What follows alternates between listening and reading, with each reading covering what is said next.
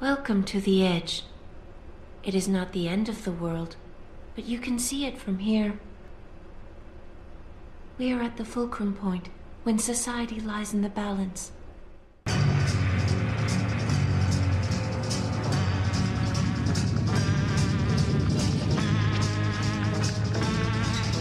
Thanks for joining me. My name is Dave Dillner. I am the Unpleasant Blind Guy. This program will be available starting Saturday, November the 3rd, and it will run through that next week. The only problem is that during that week, history will be made. The American people will choose, once again, whether to plunge our nation further into darkness or whether to continue our populace's efforts to turn it back to the light. If you listened to my pre-election show, my special guest, Kenneth McClinton, the exceptional conservative, and I laid out some pretty good reasons why you should not be supporting the progressive, leftist, modern liberal side of things and their representatives this time. If you're listening to this program before the election, I'm still urging that people vote red, vote conservative on Election Day. It is the only way that the people of the United States of America can continue our trajectory back towards the self-rule that our founders wanted us to enjoy and pass on to new generations. But if you're listening to this after Tuesday, November the 6th, then I can say that I did all that I could do with this program in the effort to save our nation at the ballot box in the year 2018. If you're listening on or after November the 6th, the question becomes what happens next. As I record this program, the opening of the show is relevant. We are at a fulcrum point. Which way is our nation going to be moved? Right now, we don't know. I believe that we will hold on to the House and the Senate. Just barely, but I think we'll hold on to them. Usually, I'm right about these things, but not always. So after Tuesday, November the 6th, what happens? In 1961, NASA prepared 3 press releases for distribution at the conclusion of the Mercury flight that sent Alan Shepard, the first American in space, into suborbit. The first was for use if the mission was successful. The second was for use if the mission failed, but Shepard came out of it alive. And the third was for use if the mission failed and Alan Shepard wound up dead. 3 possibilities, and that's how they worked it. And that's how I'm going to work this one, because there are, at the time of this recording, on Monday the 29th of October 2018, 3 possible immediate outcomes to the 2018 election. That's right, I said 3. One will be that conservatives will lose the House or the Senate. That enough power will pass to the Democrats where they can begin obstruction of President Trump's agenda and further their mission to negate the American Revolution and destroy the Bill of Rights. The second will be that Election Day turns out to be a mess. I consider this a strong possibility, because it's become habit for the left that if they lose, they immediately go to voter intimidation claims, calls for recounts, and lawsuits. Don't be surprised if this option doesn't happen. And the third will be if Republicans manage to hang on to the House and Senate, which, as I have said at the moment of this recording, I believe is a real possibility. If Democrats win, people, I can tell you that we will survive. If this first option happens, I know it doesn't seem like we will, but as a nation, the United States of America will survive. We will survive not because our government has begun to listen to the people at that point, but we will survive because the founding principles of the United States of America live in its people. The left thinks that they can stamp those out. Well, I think you're seeing, through their efforts to bring in thousands of migrants illegally, that their propaganda efforts to make those principles a thing of the past have failed, and failed miserably. People, this isn't just about the fact that in the back of the Bible it says we win, though that is quite significant. Remember that only in recent history we lived through 4 years of the Jimmy Carter administration, we lived through 8 years of the Bill Clinton administration, and yes, we lived through 8 years of the worst administration in recent memory, the Obama administration. We made it through, and our principles survived.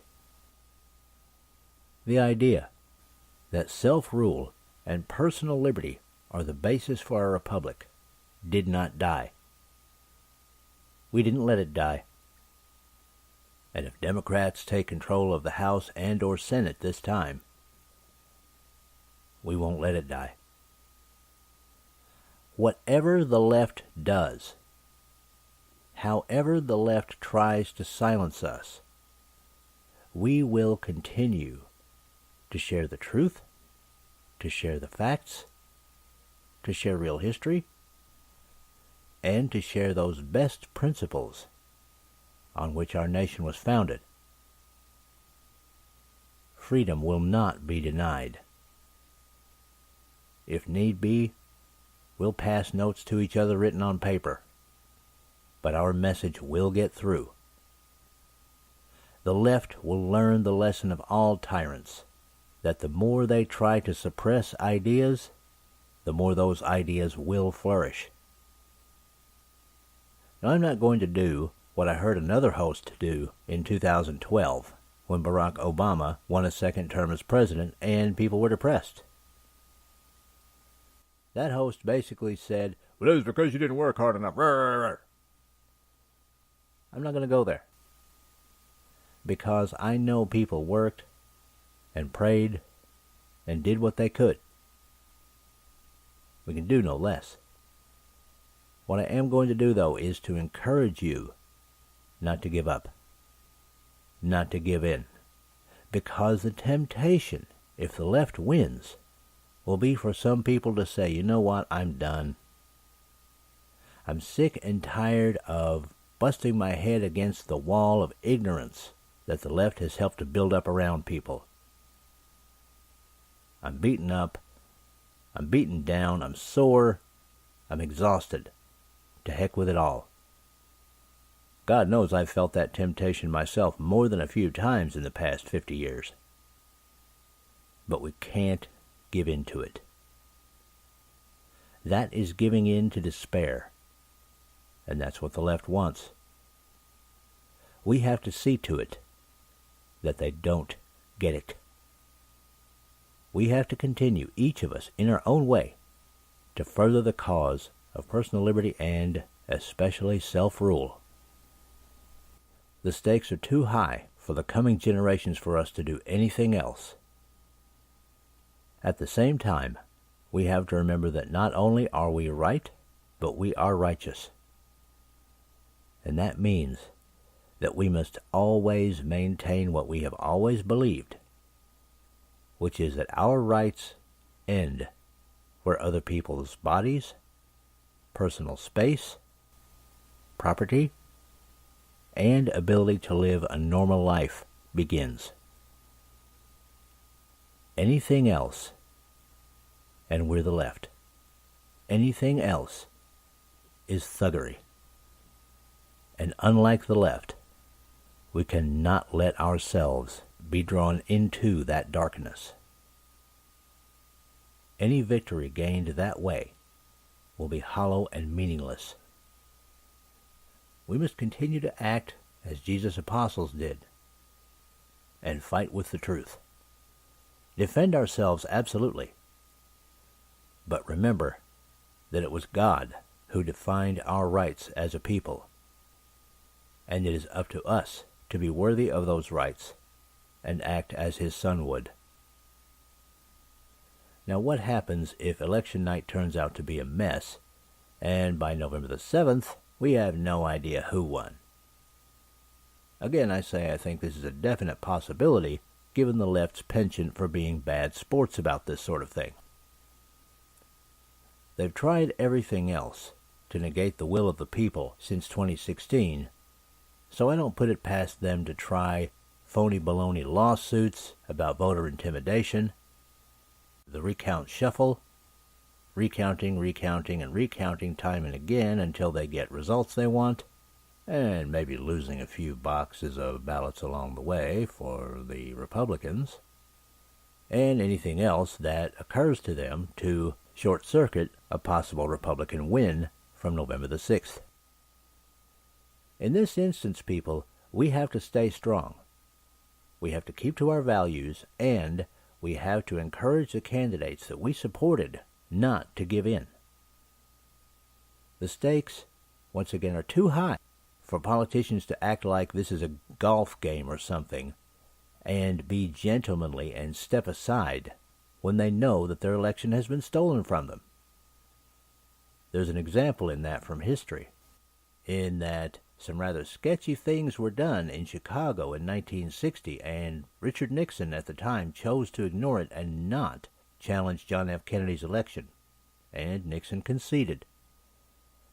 We can't afford that kind of decorum this time, because we're facing an opposition that will use any and every method, legal and illegal, to get what they want.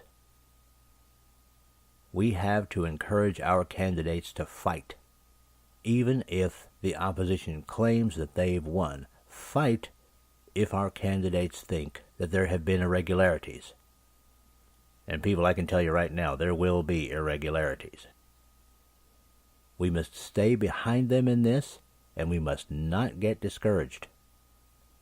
We must not knuckle under, and we must not allow them to knuckle under, to pressure from the left, to just get on with things and let them take over. When it suits their agenda, we definitely see the left move fast to resolve issues. Now, suppose Republicans win. Suppose we retain control of the House and the Senate. Well, immediately, I don't see anything wrong with us taking a day to gloat. It is traditional for the winner to take a victory lap. I can guarantee you if the left wins, they'll gloat. It'll be a week-long gloat fest, at least. Get ready for that on MSNBC, CNN, and other leftist news outlets, if Republicans don't win. So it's all right for us to gloat. For a day. After that, it's unseemly. And there are those who say it's even sinful. I personally look at it as I did when we gloated after 2016. It was a celebration that, yes, our nation did have a chance. That not only our rights, but the rights of those who have chosen to be our enemies will have a chance to once again be respected. After we take our victory lap, though the left spit in it, we must extend the hand of friendship and welcome to people on the left. We must keep trying to convince them that conservatism, as Kenneth McClinton, the exceptional conservative, says, is the power of liberation. Not only for us, but for them as well. We must reassure them that the rights we fight for are not just ours, but theirs as well. Win or lose, as I say, we can not only be right, we have to be righteous. And remember that most people on the left are there for good intentions. They want to see the homeless housed, they want to see the sick healed, they want to see the hungry fed, and there's nothing wrong with those principles. They are simply being used by people who have a completely different agenda in mind, that agenda being the acquisition of power for a small minority to rule over everyone else. Those people on the left are our fellow Americans, and we have to welcome them and love them as our brothers and sisters, even when they say and do hateful things to us. Because that's what makes us conservatives. That's what makes us winners. That's what makes us winners when we win, and that's what makes us winners even if we lose. And while I don't know 100% what's going to happen on November the 6th, I do know one thing. We are a nation of awesome Americans. And that is why I'm going to put an Awesome Americans segment at the end of this program. This is a story posted on September the 14th, 2018, by Elizabeth Moorhead of WHIZ-TV, Channel 30, Zanesville, Ohio. It was an exciting day for a local business owner. Ashley Moyer officially opened her interior design studio, but before the ribbon was cut, there was one last thing to be done. The new studio is located in an old firehouse, and Moyer wanted to show respect to those who serve there. Interim Fire Chief Doug Hobson, along with other members of the Zanesville Fire Department, raised a flag and rang the bell in front of the building 3 times, which was used to signify the end of a fire call, and in this case, the end of the building serving as a fire station. I know this building means a lot to me, but it also means a lot to other people in the community, and I wanted to make sure that was respected as well, and that they felt like this was still their building. Moyer says she spent 2 years renovating the building on Forest Avenue, and she's excited to finally open the studio to the public. There were days and months that I didn't think this would happen. I thought it was going to be a quick renovation, but 2 years later, we are finished. Moyer says she also hopes the space can serve as a place for community activities and be enjoyed by the public. For more information, you can visit Ashley Moyer's website. People's respect for our first responders is becoming rather rare these days. And it's kind of sad that that's the case. But there are still those of us who hold our police officers and our EMTs and our firefighters in the reverence that their professions and their sacrifices call for. This story shows that even though American business must move forward, we must not forget those who have sacrificed and paved the way. And that is why Ashley Moyer of Zanesville, Ohio is an awesome American. People, regardless of what happens on November the 6th, in order to be the best of ourselves, we all have to strive to be awesome Americans.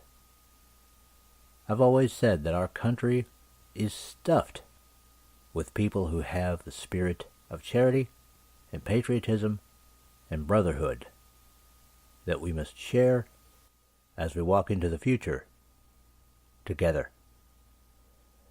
And that is it for this time. I appreciate each and every one of you.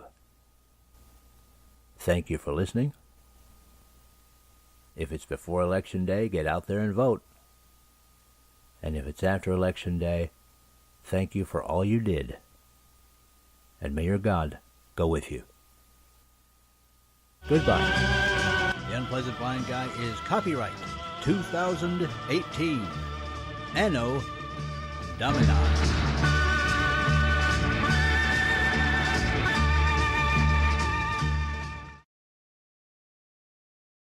Now for Dave's Canes. Extras that help you navigate the new media world. Conservative media done right. You're listening to the SHR Media Network. Hey, this is Michael Wright. And I'm Shannon Wright. Join us for The Right Way with Shannon and Mike, Monday through Thursday from 7 to 9 a.m. right here on SHR Media.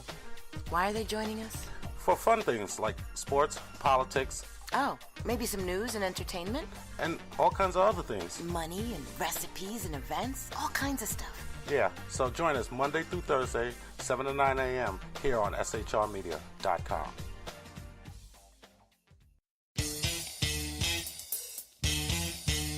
From a public locker inside a dilapidated Long Island rail station comes a show designed to piss off liberals using truth, facts, and ridicule.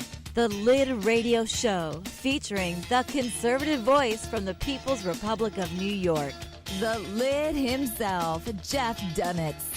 Tune in every Wednesday at 2 p.m. Eastern, 11 a.m. Pacific on the SHR Media Network. Go to shrmedia.com. At Lid Radio, we fight for the truth, justice, and a good kosher T-bone. If you don't listen, Hillary Clinton might sneak into your bedroom in her housecoat late at night and blame you for her election loss. It's the Lid Radio Show with Jeff Dunitz.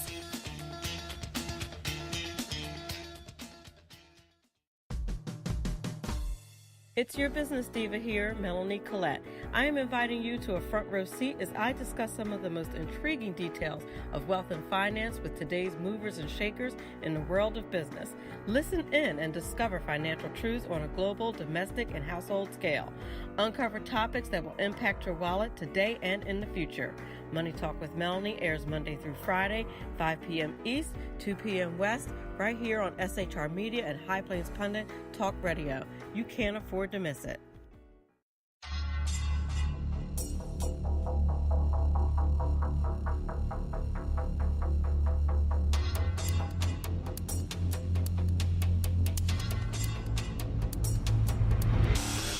The new show on the SHR Media Network, Sackheads Against Tyranny. On shrmedia.com. Go there quick like a bunny, 11 p.m. Eastern, 8 p.m. Pacific every Wednesday. Live and direct on the SHR Media Network. shrmedia.com. Be there.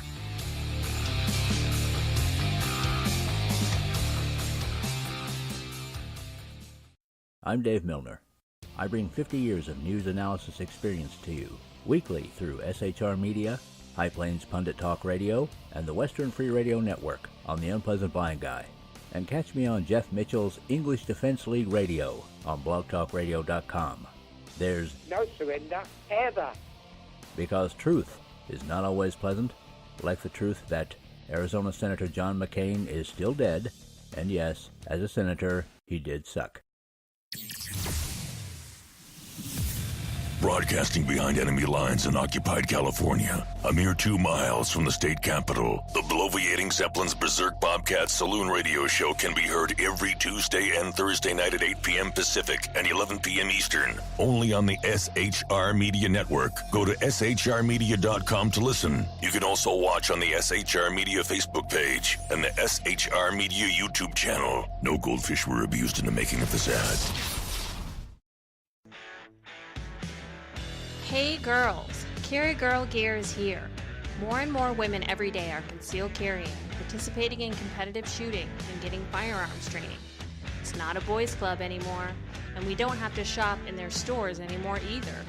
Finally, a cool and unique clothing line just for women. Dope tees and hats for the patriotic concealed carry and 2A girl. So what are you waiting for? Go check out carrygirlgear.com today. Conservative media done right. You're listening to the SHR Media Network.